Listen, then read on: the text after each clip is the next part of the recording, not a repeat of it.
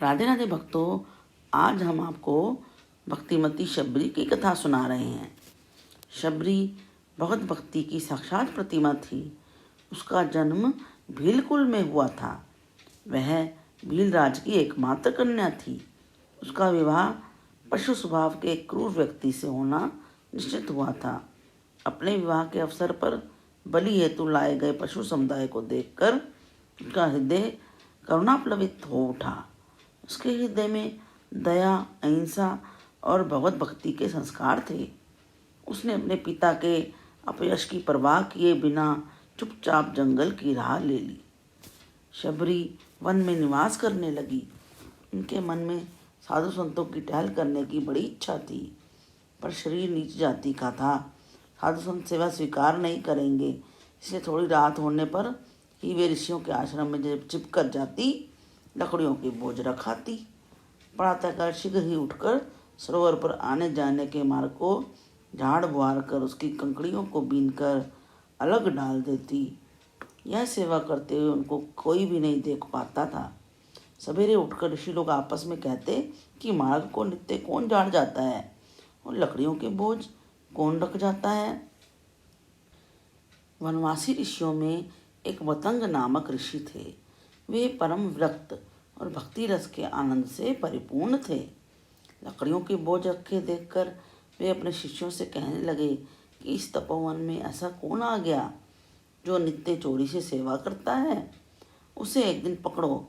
उस संत सेवा प्रेमी भक्त के प्रत्यक्ष दर्शन करने चाहिए। आज्ञा पाकर मतंग जी के शिष्य सावधानी से पहरा देने लगे। जैसे ही शबरी जी ने लकड़ियों का बोझ रखा, वैसे ही शिष्यों ने उसे पकड़ लिया। वह बेचारी भय और संकोचवश कांपने लगी। उनके पैरों पर गिर गई। उस भक्तिमयी भीलनी को देखते ही मतंग जी की आंखों से आंसुओं की धारा बहने लगी। मतंग जी भगवत भक्ति के भाव को बहुत अच्छी तरह जानते थे। वे सोच विचार कर शिष्यों से बोले कि भक्ति के प्रताप से यह इतनी पवित्र है कि इसके ऊपर कई कोटि ब्राह्मणता निछावर कर देनी चाहिए।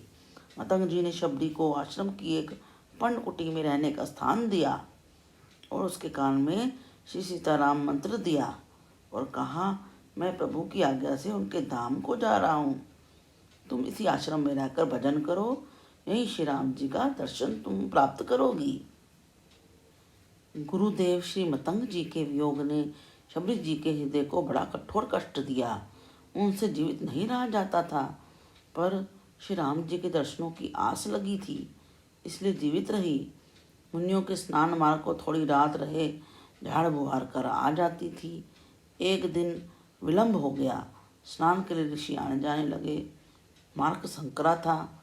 कोई ऋषि शबरी जी से किंचित छू गए, तब वे अनेक प्रकार से शबरी जी को डांटने फटकारने लगे। शबरी जी भागकर अपनी कुटी में चली गई।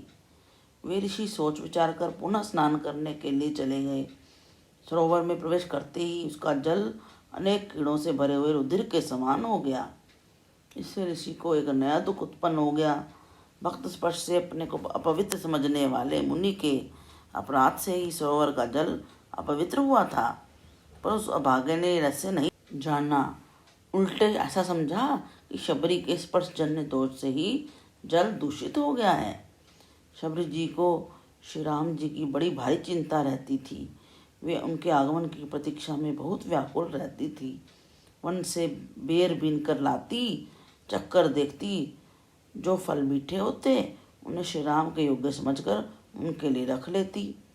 उत्कंठावश अपने प्रभु के आगमन के मार्ग में जाकर उसे स्वच्छ एवं कोमल बनाती रहती एवं सोचा करती कि राघवेंद्र सरकार कब आएंगे, कब मेरे नेत्र उनके दर्शन रूपी अमृत का आस्वादन करेंगे।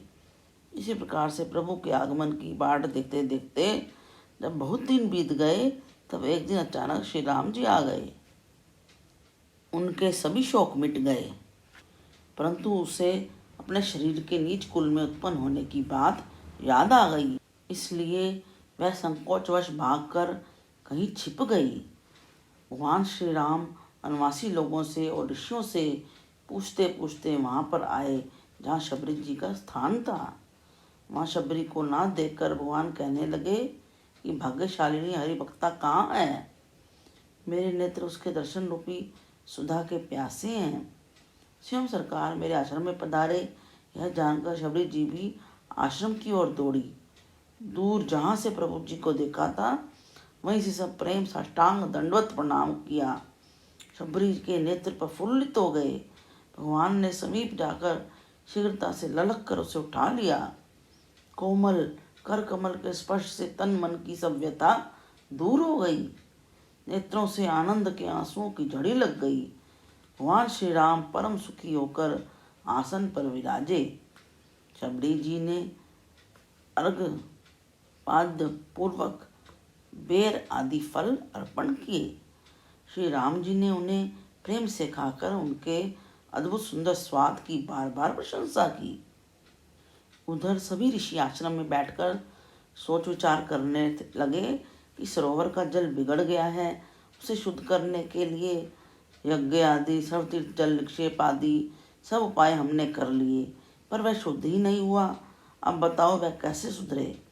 सबने परस्पर विचार कर निश्चय किया कि वन के मार्ग से श्री रघुनाथ जी आ रहे हैं।